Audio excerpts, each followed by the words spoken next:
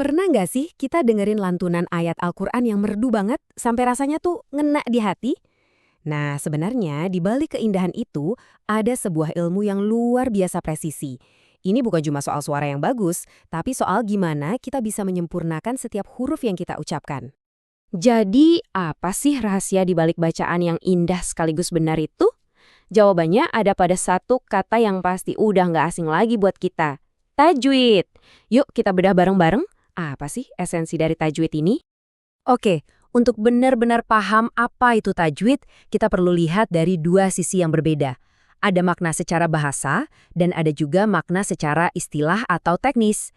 Keduanya ini saling melengkapi dan sama-sama penting. Coba deh kita lihat perbandingannya. Secara bahasa, tajwid itu simpelnya berarti memperindah. Jadi ini adalah seni. Tapi, di sisi lain, secara istilah, tajwid itu sebuah ilmu pasti. Sebuah sains yang ngajarin kita gimana cara ngasih setiap huruf hak-haknya. Jadi bisa dibilang, tajwid itu perpaduan sempurna antara seni keindahan dan sains ketepatan. Memberikan hak setiap huruf. Kedengerannya agak teknis ya, tapi bayangin gini deh. Pertama, setiap huruf itu punya alamatnya sendiri. Tempat keluarnya harus pas. Kedua, setiap huruf punya karakter unik. Ada yang bunyinya mendesis, ada yang memantul. Ketiga, panjang pendeknya harus pas, nggak boleh kurang, nggak boleh lebih. Dan terakhir, ada huruf yang dibaca tebal, ada juga yang tipis. Nah, detail-detail inilah yang membangun bacaan yang sempurna.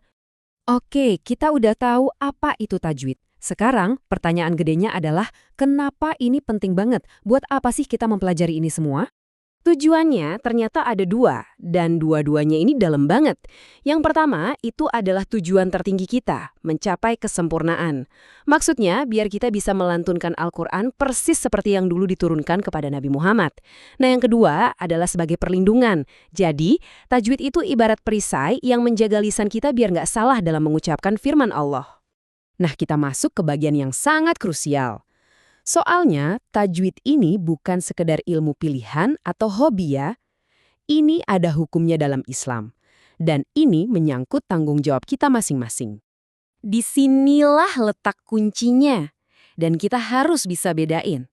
Mempelajari teori tajwid sampai jadi ahli, itu hukumnya fardu kifayah, kewajiban komunal. Artinya, kalau di satu lingkungan udah ada yang ahli, kewajiban yang lain jadi gugur. Tapi, menerapkan tajwid saat kita membaca Al-Quran, itu hukumnya fardu ain. Ini kewajiban individu, nempel ke setiap diri kita dan nggak bisa diwakilkan. Terus, siapa aja yang kena kewajiban fardu ain ini? Setiap mukallaf.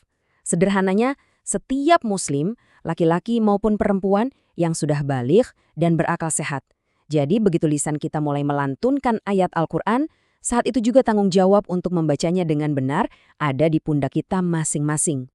Dan coba kita renungkan kutipan ini. Ini benar-benar jadi pengingat yang kuat banget buat kita. Tanpa ilmu tajwid, bacaan Al-Quran kita berisiko jadi salah. Ini bukan lagi soal dapat pahala atau enggak, tapi tentang menjaga kemurnian firman Allah. Karena satu kesalahan pengucapan aja itu bisa banget mengubah makna. Disitulah letak keseriusan masalah ini. Baik, dari semua yang udah kita bahas, yuk kita coba tarik benang merahnya. Apa aja sih poin-poin penting yang harus kita pegang erat-erat? Oke, jadi ada beberapa hal penting yang perlu kita ingat. Pertama, tajwid itu ilmu untuk menyempurnakan bacaan kita.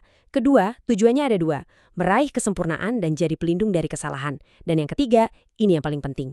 Belajar teori itu kewajiban komunal, tapi mempraktekannya saat membaca adalah kewajiban pribadi, buat Anda dan saya.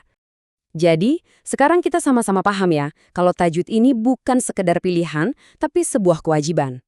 Pertanyaan yang tersisa buat kita bukan lagi mengapa kita harus belajar, tapi udah bergeser menjadi bagaimana kita akan memulainya.